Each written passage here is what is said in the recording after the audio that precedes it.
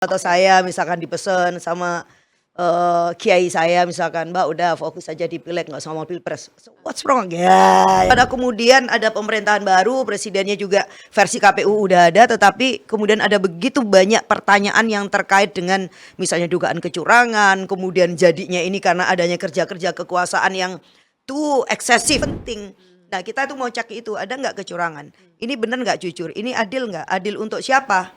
Dan kemudian curang bagi siapa? Para profesornya udah turun, para dosen-dosen sampai kebingungan, waduh gue ini mau ngajarin apa ke mahasiswa kalau kemudian demokrasi kita hari ini, karena apa, di teorinya nggak kedapet gitu loh Mau bukunya. ngajarin etika bingung Iya, Mbak mau Lulu. ngajarin etika bingung. Kalau Heeh. kemudian gini, Pak mau ngajarin etika yang di mana? Semua pihak kemudian cuma tutup mulut.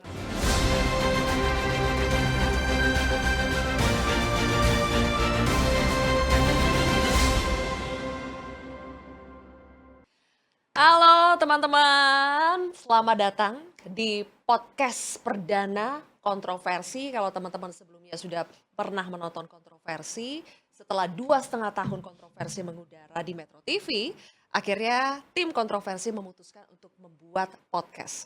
Namanya Si Paling Kontroversi. Kenapa Si Paling? Karena ya memang banyak yang paling sih di dunia ini kan. Dan untuk episode perdana ini, karena mungkin sebulan terakhir ini kita ramai ya dengan urusan pemilu, dan setelah pemilu ternyata ada lanjutannya tuh, ada angketan, tapi nggak jelas sampai sekarang kabarnya kayak gimana. Makanya kita sengaja mendatangkan di podcast Si Paling Kontroversi perdana ini, yaitu Si Paling Angket. Siapa sih Si Paling Angket? Mbak Lulu Nur Hamidah, Ketua DPP PKB, anggota Iya. DPR RI, fraksi PKB Dapil 4 Jawa Tengah. Ya, Mbak Lulu, kamu kita Hai. julukin Si Paling Angket ya? si paling angket ya. Asal bukan si paling angker ya. Kalau angker itu dapilmu, Oh, iya kan? yes, Dapil betul, 4 kan? betul, Nanti kita betul. ngomong Dapilnya ya, si paling angker. Si Paling bener. Angker. Tapi nanti kita ngomongin dapil. Sekarang kita Ya, ngomongin maunya angket sih si dulu paling nih. anggun, tapi nggak dapet. Oke, Si Paling Angket. Kenapa kita bilang Mbak Lulu ini Si Paling Angket? Karena teman-teman, Mbak Lulu ini pada tanggal 5 Maret ya, Ya. sidang perdana itu sidang paripurna perdana pasca pemilu. Ya, pasca pemilu. Ada pasca reses. sosok yang vokal banget kita lihat. Kata-katanya tuh tidak pernah pemilu sepaling menyakitkan dan sepaling Sebrutal gitu. brutal Oh my ini. god. What happened Mbak Lulu? Apa yang men-trigger Mbak Lulu untuk ngomong kayak gitu? Iya, saya kira gini ya, selama pelaksanaan pemilu, jadi banyak di dapil, sebenarnya di dapil juga bukan menjelang pemilu doang. Kita merasakan betul lah situasi pemilu kita ini seperti apa. Seperti apa? Seperti apa itu misalnya gini, ini yang nggak pernah saya dapetin. Dulu itu orang kalau mau bicara tentang pilpres itu bisa diomongkan di warung-warung kopi. Enak, suasananya itu enak. Orang mau ngomong tentang calon A, calon B, itu suasananya itu bisa gayeng. Tapi kan dulu cebong kampret banget. Iya, Buat cebong waktu kerabat. itu. Tetapi kan orang bebas aja ngomongin ya. Jadi oke aja lah. Walaupun kemudian tensinya juga tinggi. Tetapi sekarang kebalikannya.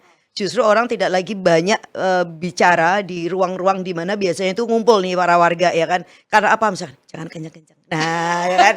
Aduh, Kenapa? jangan kencang-kencang. Aduh, gak usah ngomong itu lagi deh. Nah itu banyak seperti itu. Iya, jadi Menurut Mbak Lulu kenapa tuh? ya berarti ada suasana-suasana yang memang berbeda, yang diciptakan menjadi sangat berbeda. Orang menjadi takut untuk bicara secara terbuka.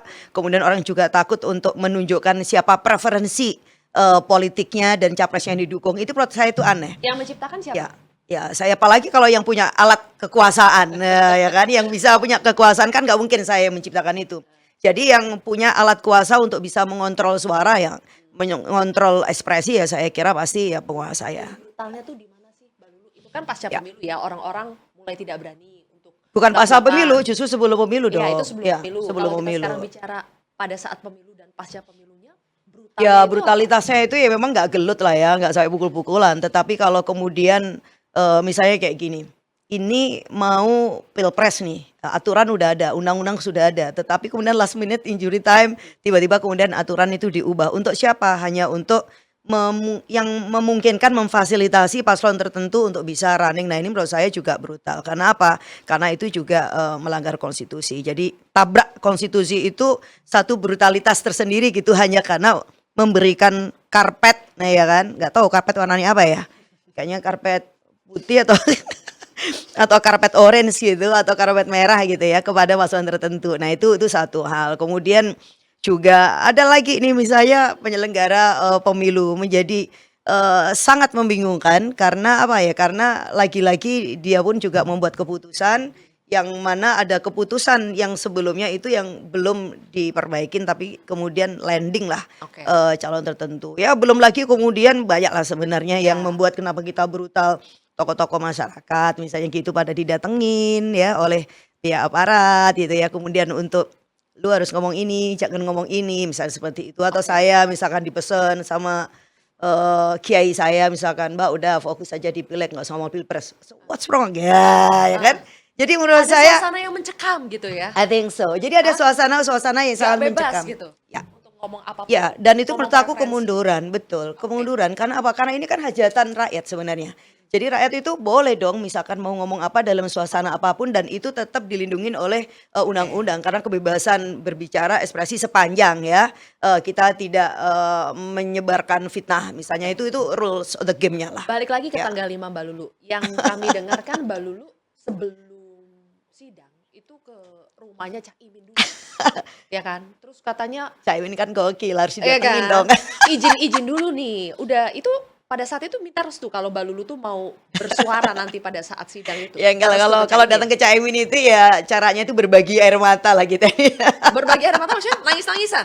Enggak lah, enggak. Ya kayak karena lama ya kita Nah, ini di dapil gitu. Jadi lama di dapil dan kita betul-betul memantau sampai akhir perjalanan kita yaitu momentum pertama itu ya pas mau rapor. Jadi memang di-announce sih. Ayo siapa yang lagi di Jakarta ke rumah misalkan gitu biasa sarapan. Caimin itu asik. Jadi kalau misalkan beliau saya nggak tahu ini karena beliau itu memang selalu ditemanin ya lingkar-lingkar kita. Jadi kalau ada momen waktu yang longgar aja dia pasti akan announce gitu, siapa yang di Jakarta mampir, jadi tidak ada agenda khusus. Nah akhirnya disitulah kita ngobrol-ngobrol, eee, empat mata gak nih? Atau sebareng sama yang nggak, lain? ada banyak cukup mata lah, berpasang-pasang mata. Terus Tetapi mata kita itu mata yang satu loh, mata satu. Mbak Lulunya izin langsung ngomong, bilang kalau nanti mau ngomong soal angket? Iya, saya menjelaskan kalau saya ini menerima cukup banyak surat.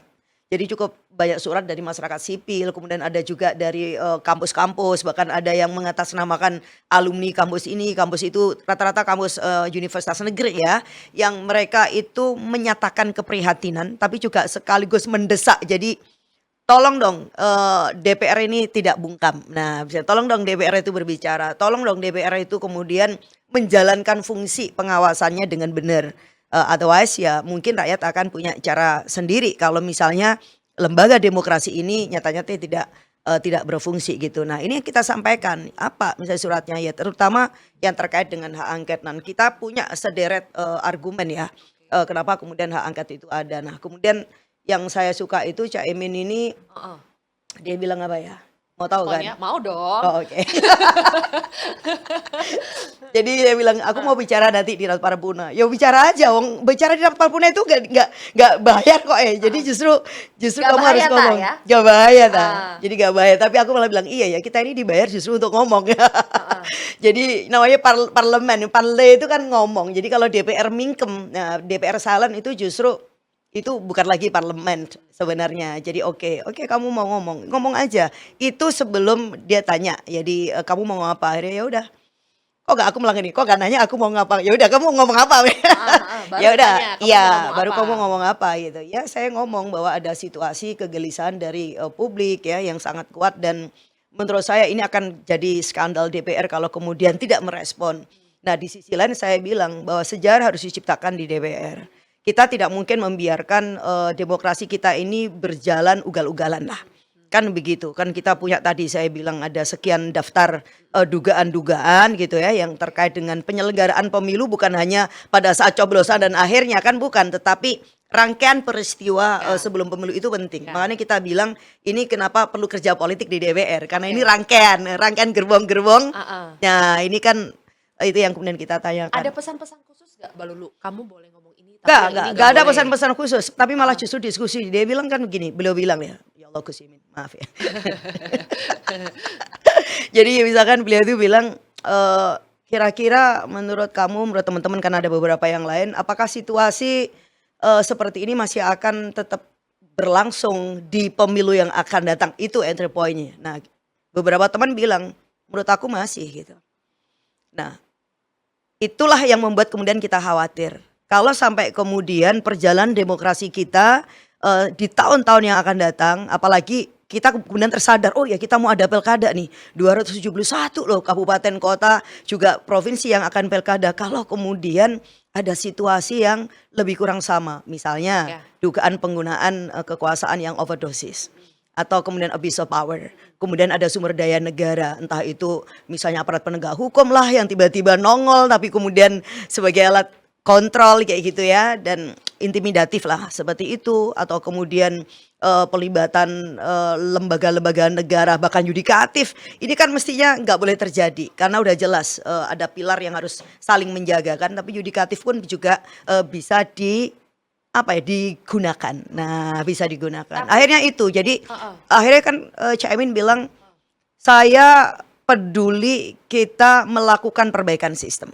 Nah, kayak gitu. Tapi Caimin menitipkan tidak kalau nanti suaranya ini suara kamu aja ya, Lu, jangan bawa-bawa suara ini Nggak ada, PKB nggak dulu ada. gitu loh. Nggak ada itu.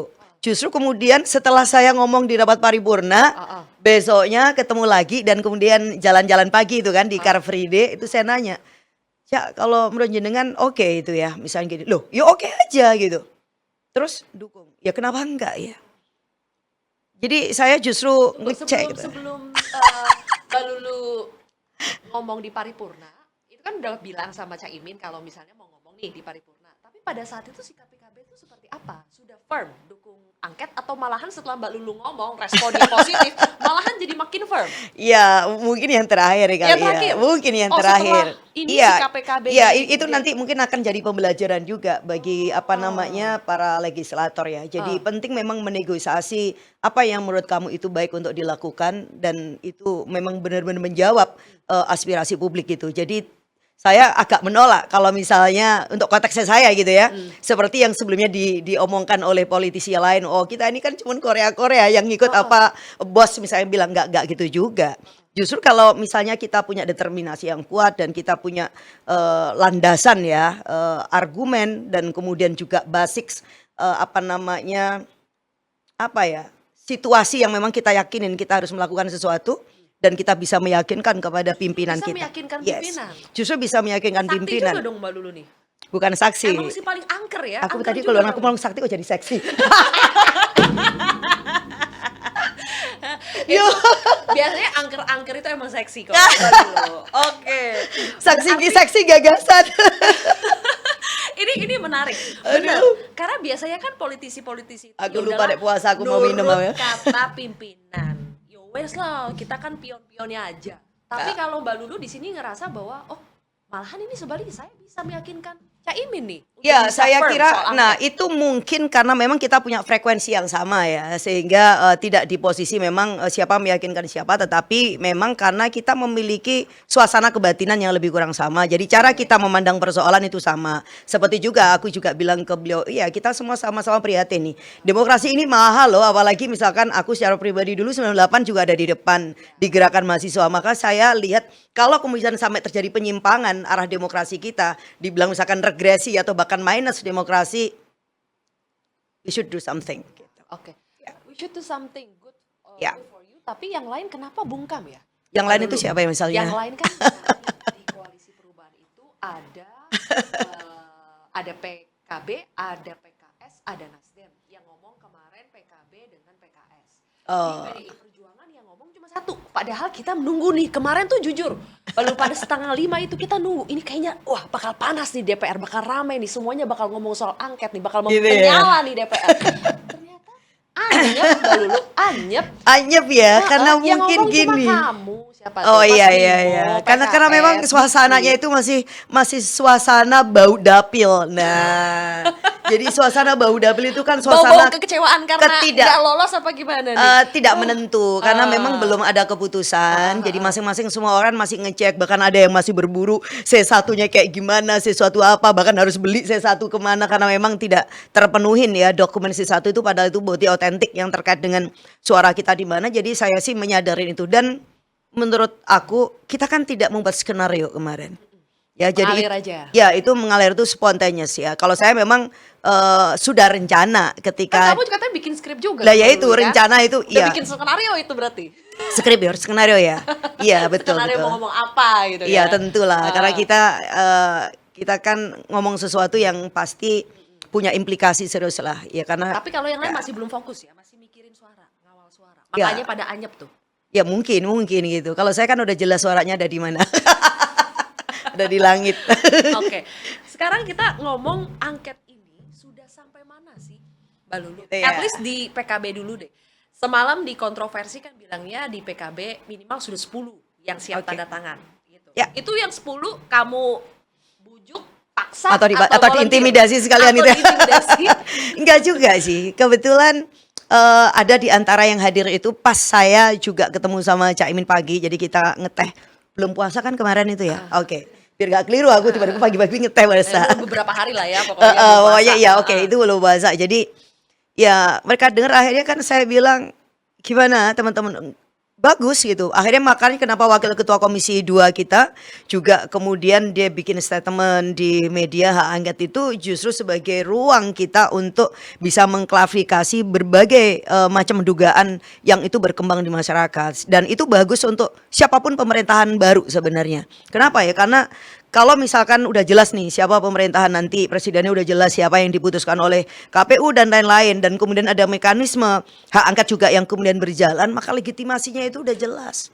Daripada kemudian ada pemerintahan baru, presidennya juga versi KPU udah ada, tetapi kemudian ada begitu banyak pertanyaan yang terkait dengan misalnya dugaan kecurangan, kemudian jadinya ini karena adanya kerja-kerja kekuasaan yang too eksesif misalnya kayak gitu. Saya kira itu akan menjadi beban bagi perjalanan demokrasi kita ke depan. Nah, ini adalah ruang bagi semua pihak sebenarnya kalau yang mau dukung hak angket. Oke, kita buka-bukaan di situ. Tetapi itu kan dalam koridor konstitusi. Kita nggak buka-bukaannya di jalan, ya kan? Makanya saya juga agak sedikit terbatas kalau misalkan mau ditanya detailnya apa segala macam, wong kita aja belum masuk ke hak angket, apa yang kemudian harus didetailkan. Nah, itu dia makanya Bang Doli semalam kan bilang, Mm-mm. angket tuh nggak jelas objeknya apa, objektifnya Ya bukan tidak apa. jelas, bukan tidak jelas ya justru karena kita tidak merancang kesimpulan dulu sebelum apa namanya pansusnya terbentuk dong. Kalau kemudian kesimpulannya udah ada ya berarti itulah politisasi. Kita tidak di situ. Jadi Kita nggak ada benar-benar target khusus, misalnya kan orang-orang bilangin ini bisa berakhir pada pemakzulan presiden loh. ya kalau Nggak ada target segitu ya. ya kita tidak tahu target seperti itu. Itu Kalau cuma kalau efek sampingnya. ya bisa saja, tetapi sampai detik ini kita tidak berpikir, saya lah paling tidak. Saya tidak berpikir di sana kecuali harus diungkap kebenaran itu dulu, ya kan? Karena apapun harus berangkat dari rakyat ini berhak untuk dijamin kedaulatannya itu masih benar-benar punya harga gitu loh. Dan pemilu itu kan perwujudan dari kedaulatan rakyat di mana setiap suara even satu aja itu berharga. Jadi bukan soal nanti kita mau cari selisih berapa atau apa itu ranahnya pemilu, tetapi undang-undang pemilu kita udah jelas menyatakan pemilu itu asasnya harus jujur adil dan itu juga diselenggarakan dengan tanggung jawab dengan etika yang sangat tinggi. Itu tuh penting. Nah, kita tuh mau cek itu ada nggak kecurangan? Ini benar nggak jujur? Ini adil nggak? Adil untuk siapa? Dan kemudian curang bagi siapa kan begitu. Nah, karena apa ya? Karena kita nggak ingin ada presiden di kemudian hari dan di sisi lain DPR itu diem. Menurut saya itu berbahaya. Ketika kemudian lembaga demokrasi seperti DPR itu kemudian diam, orang nggak akan lagi percaya sama Ya. DPR. Maka akan ada mekanisme non parlemen ya kan yang akan digunakan dan itu kita lebih mundur lagi demokrasinya gitu. Jadi apakah dari angket ini pertanyaannya kan sederhana, benar-benar bisa menyelidiki siapa di balik dugaan kecurangan ini? Saya Apakah kira. bisa sampai aktor intelektualnya? Ya, justru kalau di hak angket itu pasti akan menuju ke sana. Nah, itu yang tidak bisa keungkap di Bawaslu ya kan, bukan arenanya Bawaslu atau kemudian di MK karena kita melakukan penyelidikan sebuah proses ya kan. Mungkin nanti rangkaian yang satu kemudian didalamin lagi, kemudian akan ketemu lagi seperti kita mengupas Berarti akan bawang. banyak yang dipanggil dong, Kayak berarti. Russian dolls. Ah. Ya, jadi ada ada bonekanya yang satu, buka lagi ternyata di dalamnya Ada ada, lagi, lagi, ada yes, lagi, yes, gitu ya. Atau kupas bawang kemudian dikupas lagi. Tapi inilah keadilan yang memang kita ingin dapatkan dan menurut saya karena hak angket ini juga bukan hal pertama dalam sejarah parlemen di Indonesia, maka ya kenapa tidak gitu? Apalagi nih ya kan guru besar udah turun, ya kan? Para profesornya udah turun, para dosen-dosen sampai kebingungan, waduh gue ini mau ngajarin apa ke mahasiswa kalau kemudian demokrasi kita hari ini, karena apa di teorinya nggak kedapet gitu loh Mau bukunya. ngajarin etika bingung Iya, Mbak mau Lulu. ngajarin etika bingung. Kalau Heeh. kemudian gini, Pak mau ngajarin etika yang di mana? Semua pihak kemudian cuma tutup mulut, silent. Ini kan akhirnya menjadi problem etik lagi gitu. Itu pukulan nggak buat DPR Mbak Lulu? Bagi Ketika saya itu pukulan. profesor turun gunung, Ya. kemudian mau bikin pengadilan rakyat. Ya, Sementara kan kita People's sudah punya Tribunals, instrumen ya. hukum yang jelas, kita punya lembaga yang jelas, tapi kenapa sampai ada gerakan-gerakan itu? Nah. Berarti ada yang something wrong, Yes. tidak jalan DPR-nya. Nah itu yang saya bilang, kayaknya semalam aku diundang Metro TV juga ya. Iya, sama siapa ya? Ya itu yang kemudian justru mengusik saya. Saya bilang nih, kalau udah budayawan yang bicara, itu bagi saya itu udah tarikan apa ya, magnet yang luar biasa gitu. Karena apa? Aku ngelihat orang yang sudah kayak guru besar, kayak Profesor Hargisuti misalnya, dia itu nothing to do lah dengan politik praktis, dengan partai politik gitu ya kan. Dia ya pasti non partisan. Beliau itu pasti bergerak karena ada dorongan moral yang sangat kuat. Nah, kalau udah seperti beliau aja itu speak up, menggerakkan teman-teman menjadi juru bicara, kemudian budayawan itu turun, Romo Magnis yang saya sangat hormat karena dari sejak 98 saya juga udah ketemu beliau di dalam ruang-ruang pergerakan itu, dan semuanya ternyata udah ngumpul lagi nih mereka. Oh, ini berarti kita nggak sedang baik-baik aja nih. Nah, kalau kemudian sampai situasi ini kok kemudian kita ini cuman sedekep aja gitu dan enjoy dengan pikiran kita seolah semua normal, ini ada yang nggak benar, ada yang mengganggu akal sehat saya. Itu yang saya lakukan. Andaikan misalnya ini, andaikan saya bilang sampai kok Cak Imin nih kemarin itu nggak setuju, pasti saya akan katakan yang sama. Karena beberapa mungkin 2 minggu sebelumnya itu di grup fraksi saya sampaikan ke teman-teman kalau saya itu didatengin oleh masyarakat sipil untuk berkenan memberikan dukungan hak angket, dan aku bilang personally saya secara pribadi mendukung. Karena apa? Karena ini untuk menjaga kehormatan kita sebagai sebuah bangsa, dan saya juga tidak ingin demokrasi kita ini ancur-ancuran, dan ini semuanya harus kita gunakan hak konstitusional kita gitu. Dan yang terakhir tentu saya ingin membuat sejarah itu. Iya, iya. Nah, saya kira ini menjadi alasan yang sangat penting karena apa ya? Kalau udah guru besar turun, profesor turun, ini kan bukan sesuatu yang normal. Iya. Iya. Sinyal Iya. there's something wrong banget ini. Iya, kalau kemudian kita anggap normal, justru kita nih yang nggak normal ya. Nah itu jadi. Tapi kan banyak yang nggak normal memang kan, Mbak. Kalau di Iya, DPR. tapi harus ada tetap yang menjaga normalitas itulah. Tapi oke, bisakah kita sekarang berasumsi kalau fraksi PKB di DPR itu sudah sangat firm untuk mendorong hak angket? Kalau memang iya, tunggu apa lagi, Mbak Lulu? Ini Tunggu apa lagi kita ya? udah di media-media tuh udah bahas angket tuh udah lama banget gitu kan. Tunggu apa lagi? Medianya kali yang nggak sabar. Apa Setiap yang hari masih- maunya dapat update. apa yang masih ditunggu Mbak Lulu sebenarnya? Ya, yang 10 mau tanda tangan udah Iya, karena gini, yang kita tunggu itu, kita akhirnya kan mau nggak mau, jangan juga kita ini nabrak-nabrak mekanisme ya dan juga prosedur gitu, nabrak-nabrak juga. Kalau yang mau kita lihat itu ada demokrasi yang ditabraki, mekanisme yang ditabrak gitu, masa kita juga mau ngikutin yang sama. Maka prosedur ini juga kita lakukan. Oke, minimal 25 orang. 25 orang itu menurut saya itu lebih mudah. Tetapi kan syaratnya ini harus lebih dari satu fraksi. Sebenarnya yang announce awal itu hak angket dari capresnya, mungkin capres ya, Ganjar, capres Mas Ganjar ya, PDIP. dan PDIP kayak gitu. Dan menurut saya karena ini bukan problemnya Mas Ganjar semata, dan juga problemnya PDIP, dan ini menurut saya ini justru harus kita lihat sebagai problem demokrasi kita hari ini. Maka ya kita harus lepaskan dulu nih, oke ini bajunya apa dan seterusnya. Cuman kita nggak bisa sendiri juga, PDIP juga nggak mungkin sendiri. Nah, menyamakan kepentingan yang berbeda, apalagi kemarin kita ini berada di kubu yang terus terang aja juga berhadapan. Ini kan Ya, iya ada dong. cinta segitiga ya, triangle political power yang bekerja. Iya kan, ada 01, 02 dan ketiga, masing-masing udah berhadapan. Mungkin di dalam satu peristiwa ya mohon maaf gitu, ada yang ini konteksnya lucu-lucuan aja. Ada yang memang kita irisannya itu berhadapan dengan 02, tapi kan ada juga yang dengan 03, ada 03 dengan yang ini dengan yang ini, sehingga inilah situasi yang bisa terjadi. Tapi kita bilang, oke, kita melepaskan atribut itu.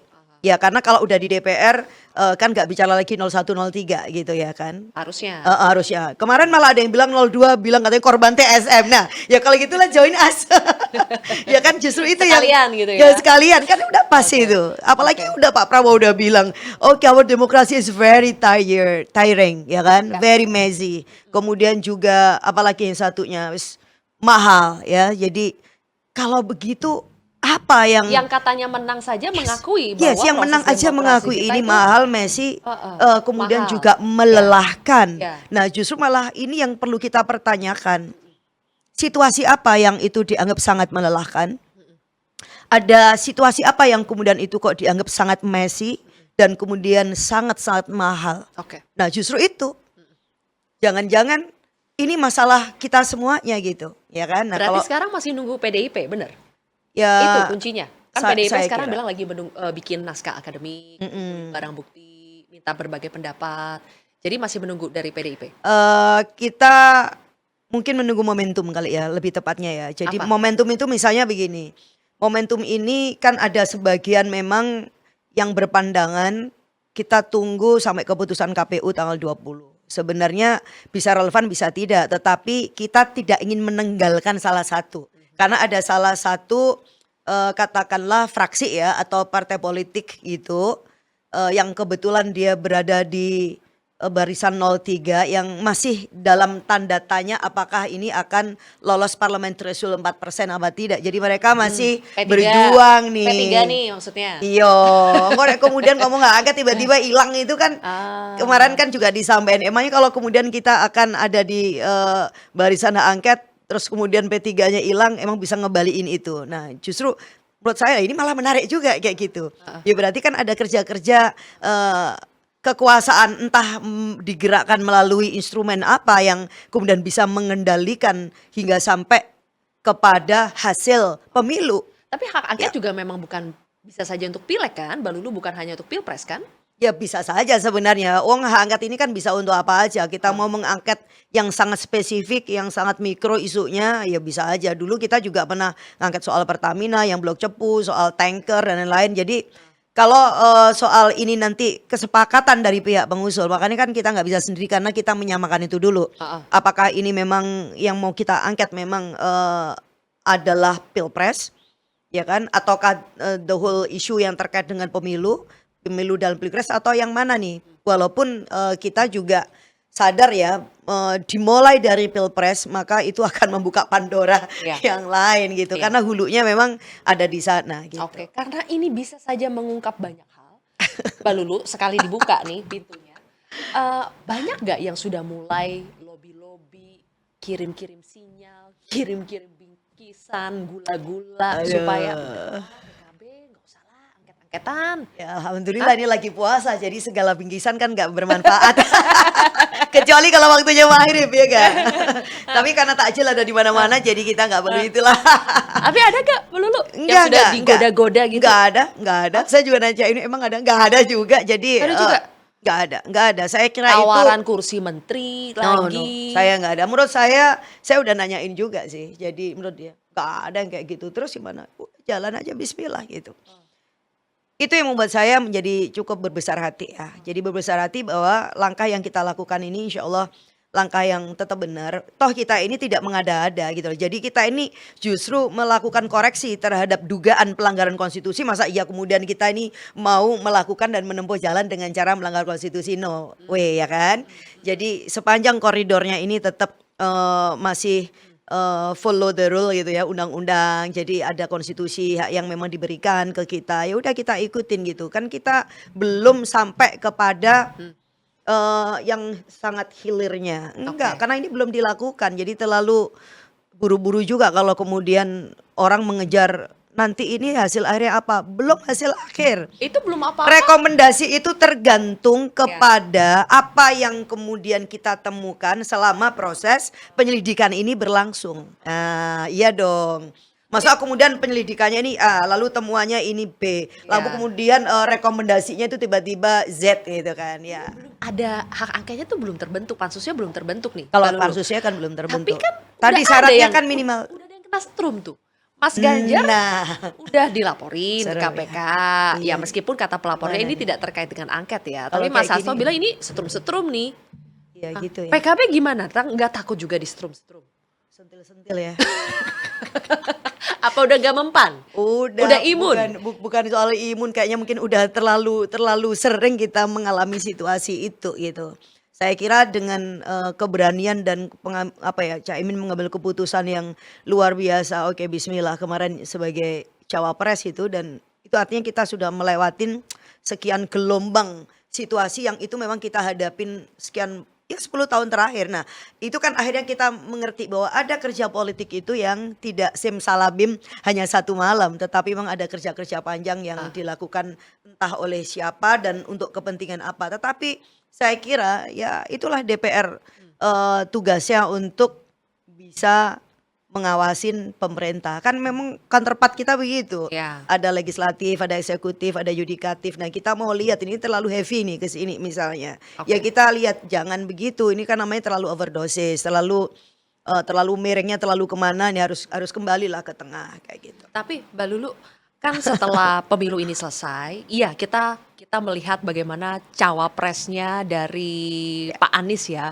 Gus Muhaimin ini sudah berani keluar dari koalisi sebelumnya, dari koalisi Indonesia Maju, nyebrang ke koalisi perubahan dengan berbagai tantangan yang ada. Ya. Tapi banyak juga netizen yang meragukan, Hmm.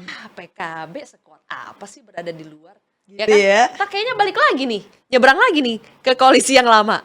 Gitu Itu ya. peluang untuk itu gimana menurut Mbak Lulu? Besar gak sih? Aduh, gimana nih? Gabung Gimana lagi nih? nih. Ini aku mau nanya ini siapa yang nonton ini, ayo. Gimana peluangnya? Kira-kira berani gak kita? Berani gak PKB? Berani, kan ya. sekali udah berani tuh. Gak berani. Pada bilang gak berani. Gak tuh. berani ya, masa sih? Enggak. Tapi perlu dicoba kan? Jadi gini. Perlu dicoba? Kita pernah bilang, serius nih. Jadi kita bilang, kita memang belum pernah punya pengalaman berada di luar kekuasaan ya, pemerintahan ya. Karena kebetulan dari sejak PKB itu lahir kita selalu ada di pemerintahan. Bahkan kita pernah punya presiden gitu kan.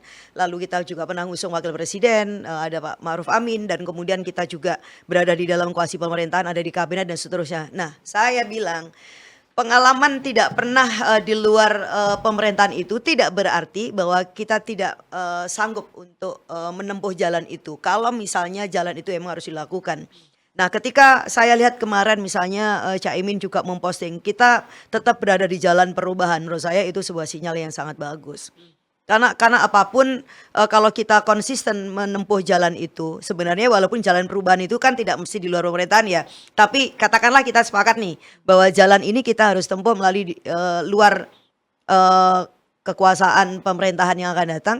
Saya kira ya itu justru menarik gitu. Mbak Lulu kan deket ya sama Caimin. Kalau misalnya Lumayan Caimin lah. minta saran ke Mbak Lulu, Lu menurut kamu PKB kali ini Patuku jangan hilang kayak kursiku ya. di dalam pemerintahan kursi hilang ya? Kursi hilang. udah hilang ya? Saya hilang, kursi PKB yang hilang. Aduh, Kursinya. nanti Oke. kita bahas itu abis pertanyaan ini nih. Lanjut. Kalau misalnya Caimin minta saran ke Mbak Lulu, Lu kita sebaiknya di pemerintahan baru nanti ada di dalam apa ada di luar? Seorang Lulu si paling angket slash Saya di angker luar, ini saya di luar. bakal bilang apa? Saya di luar. Minta di luar aja. Kenapa? Ya penting bagi saya, justru ini akan menjadi ruang pendewasaan yang sangat serius ya. Dan menurut saya apapun itu misalkan hasil pemilu kita, tetapi menunjukkan kok ketika peningkatan kursi PKB ya di DPR RI dan kemudian di daerah-daerah, itu kan kelihatan bagaimana PKB juga memepet perolehan partai besar yang lain. Itu menunjukkan bahwa ide tentang perubahan itu memang diterima oleh publik. Dan kemudian kita juga memiliki kesiapan infrastruktur politik yang jauh lebih matang sekarang ini. Jadi kita ini sangat solid. Ya, jadi struktur kita ini sangat solid dari mulai DPP sampai kemudian ke bawah. Kita juga punya kader-kader muda yang jauh lebih banyak. Jadi kalau misalkan jenengan itu lihat dapur PKB itu jauh lebih banyak orang-orang muda gitu. Jadi ada Gen Z itu udah banyak. Dan menurut saya ini udah sesuai dengan zamannya. Lagi pula exercise itu penting. Iya. Harus ada pengalaman baru iya, nih ya. harus ada pengalaman baru, stretching ya, latihan otot. Apa itu memang penting untuk Tapi apa? nanti kalau disetrum mundur lagi. Hah? Kalau Iya. disuruh bakal mundur nggak, Mbak Lulu? Ya, Dari menurut jalan saya perubahan gini, ini. menurut aku ya janganlah alat setrum itu dipakai karena itu akan merusak ekosistem. Jangan sering-sering dipakai ya. Jangan sering Habis dipakai nanti pola-pola dayanya. begitu karena ini udah alam merdeka ya kan. Masa kemudian Ah. itu dipakai lama-lama nanti yang marah siapa? Yang marah pasti adalah pihak-pihak yang merasa demokrasi ini bukan punya nenek moyang kamu misalnya gitu loh. Indonesia ini bukan hanya milik satu orang dua orang kan gitu. Ini adalah milik semua. Itu artinya bahwa penyelenggaraan kekuasaan tetap harus dijalankan dengan prinsip-prinsip yang benar. Nah, itu kenapa aku tuh suka banget sama Mahatma Gandhi itu. Politik tanpa integritas, aduh itu udah dosa. Gitu. Ini Kalau penting. kita bicara timeline ya sekarang Mbak Lulu, sekarang kan 15 Maret, kemudian nanti pengumuman KPU mungkin 20 Maret atau mungkin bisa lebih maju dari itu. 3 hari setelahnya, maksimal 3 hari itu harus sudah mengajukan permohonan perselisihan hasil pemilu di MK, Di MK ya. ya kan? Terus 14 hari proses bersidangnya. Angket ini mau kapan? Jangan-jangan orang bilang angket ini jangan-jangan nanti DPR-nya udah berganti, MK udah selesai, nggak kelar-kelar juga. Gak ada cerita saya dong kalau setelah DPR ganti. Iya. Gimana? Nanti Enggak, baru udah sebenarnya nggak ada gini, lagi. angket sama MK atau proses yang lain kan nggak perlu ditabrakin sih ya. Makanya aku sih bilang kalau misalkan persiapan kita udah cukup ya memang nggak harus saling menunggu sebenarnya. Misalkan apa harus sebelum tanggal 20 atau setelah tanggal 20, tetapi lagi-lagi tahu diri itu menjadi sangat penting. Jadi nggak juga gege mongso lah. Jadi itu juga bagian dari etik. Nah, ini soal etika politik kita juga yang harus kita pakai. Kalau mau misalkan nyolong-nyolong sendiri itu lalu pertanyaannya malah unik. Emang tujuannya apa kalau kemudian harus kemerungsung itu mengajukan sementara kita belum hitung betul kekuatan kita di parlemen itu nanti kayak apa? Karena apa? Karena kita ini mau berhasil.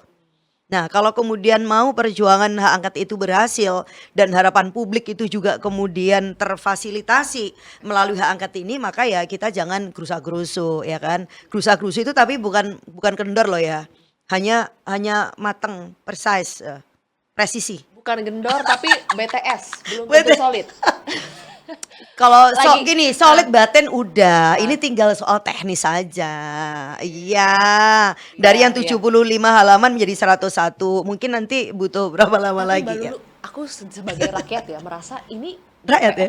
rakyat kan. Tapi rakyat kelas menengah atas ini. DPR akan terutama fraksi-fraksi yang sudah menyuarakan angket ya. Aku sih ngerasa ini akan malu sekali kalau sampai tidak jadi padahal sudah keluar-keluar fraksi ini mengatakan mendukung hak angket.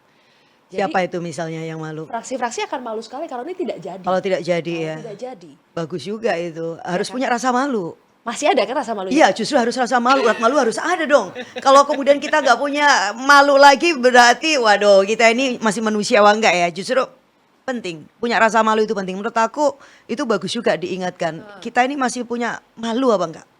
Karena malu itu juga bentuk akuntabilitas kita kepada para pemilih, kepada masyarakat luas dan ini beyond tentang konstituen ya. Karena kita udah nggak bicara lagi siapa memilih kita atau apa. Kita ngomong tentang Indonesia. Jadi Iya kan? Iya. Berasa kan kalau sekarang tuh Iya, iya. dukungan tuh lagi banyak ke DPR juga. Biasanya kan DPR yang selalu Iya. dicaci, yang selalu dinyinyiri. Betul. Ini tuh masyarakat ada survei yang ternyata Bener. Dukung. 62% Pertama kalinya loh, iya. sekian mendukung Iya, hak bener. angket itu digulirkan oleh DPR.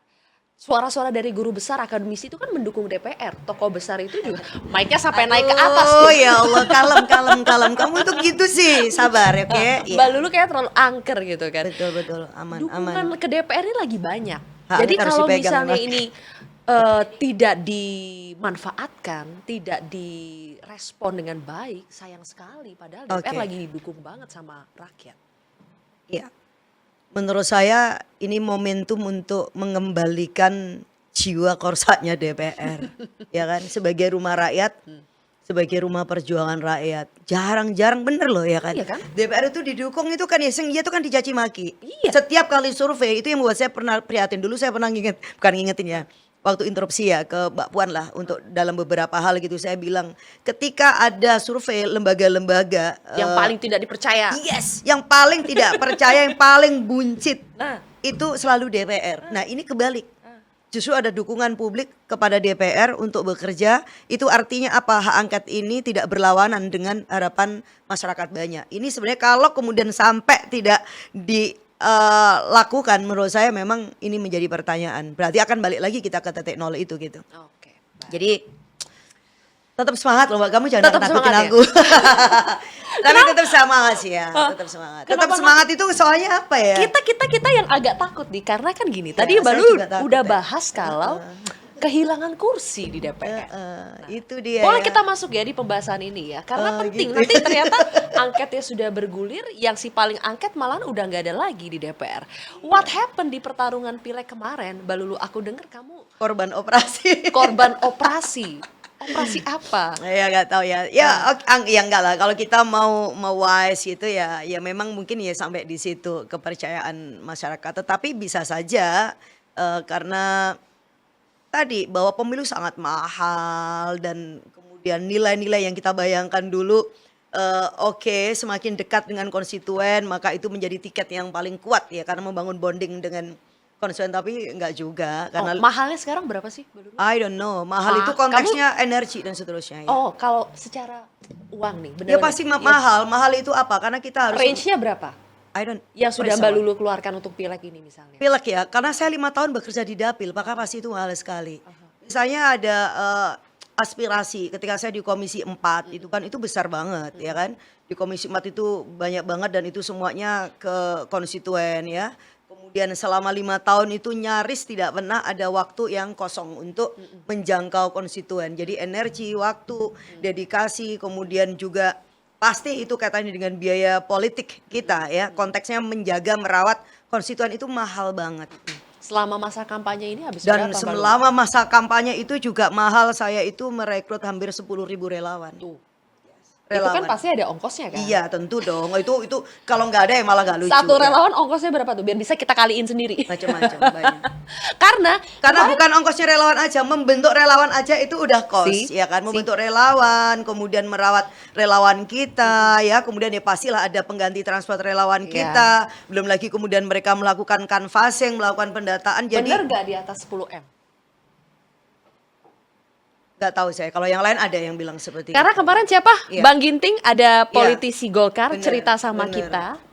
Dia bilangnya gimana? Itu pasti sekarang di 2024 10 sampai Wow, itu untuk DPR RI.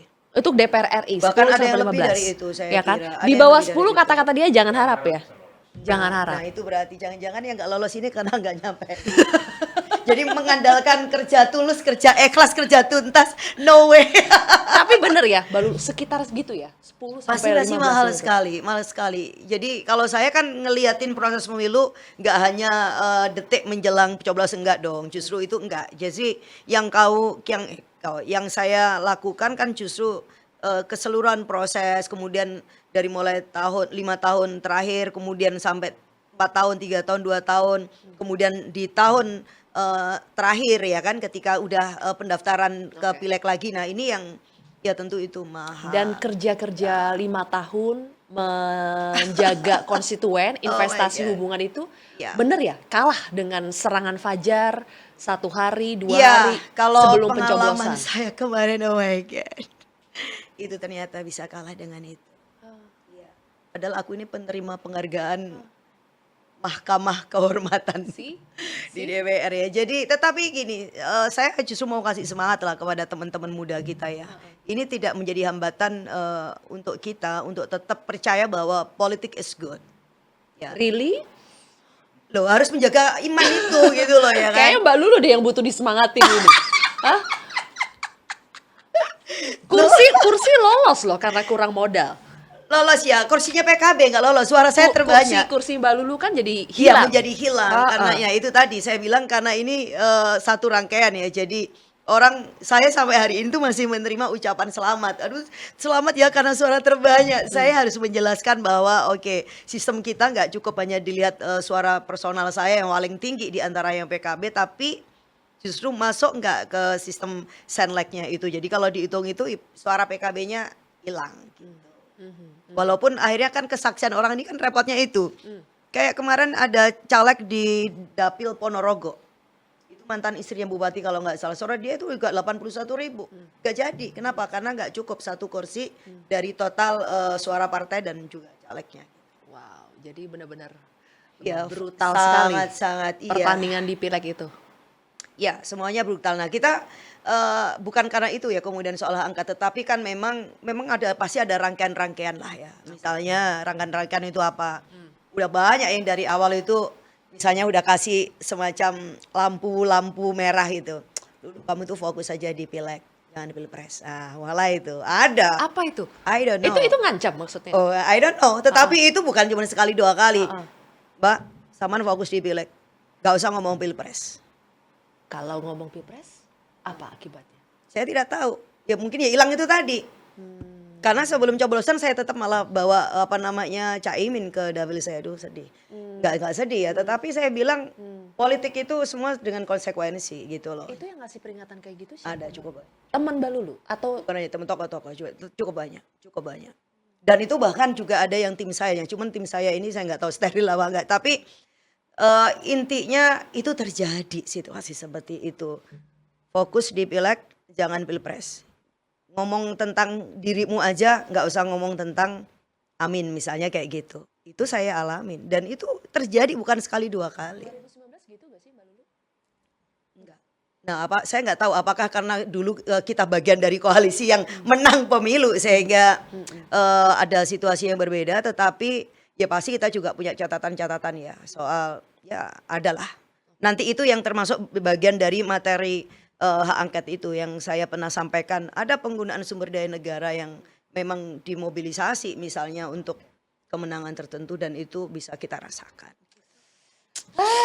Oke deh Mbak Lulu. Kayaknya udah banyak. Kenapa jadi begini? Love. Kirain sekarang it's all about money. Gak ada money susah. Aduh. Oke Mbak Lulu. Makasih banget Jadi ya. mau love, Mbak mau Lulu, power. thank you banget udah banyak sharing ke kita. Thank you banget, thank you banget. Kita jadi Sama-sama Watersuan ya. Iya, dapat Good luck banyak ya. gambaran Masya dari Allah, si paling paling tentu. angket di episode pertama Paling si paling angket. kontroversi.